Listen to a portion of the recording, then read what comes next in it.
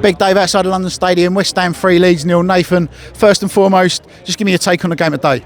I feel like it was a good game, but Everton had no fight. I thought Moyes could maybe pull something off, but not all miracles are true, right?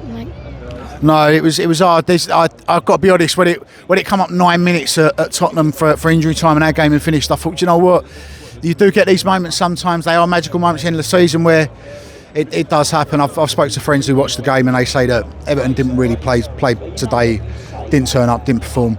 But 3-0 was a good win. 3-0 was a good win. I think we've got to be happy with that as a performance. Relegation confirmed though.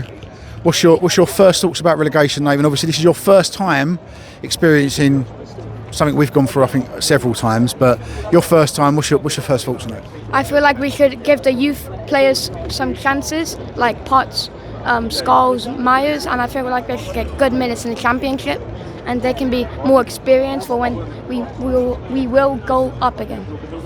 I agree. I mean, I'd love to see them get minutes. I'm a huge fan. I watch a lot of the 21s. I'm a huge fan. And I do think a lot of these players are going to step up next year. That's if they don't get sold. You know, we know that Sullivan does like a penny.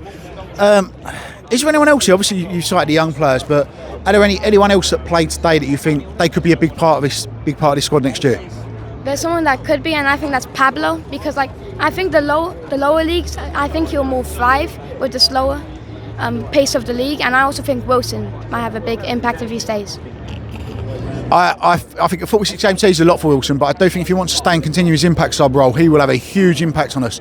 And I'm glad you said Pablo. I have said this.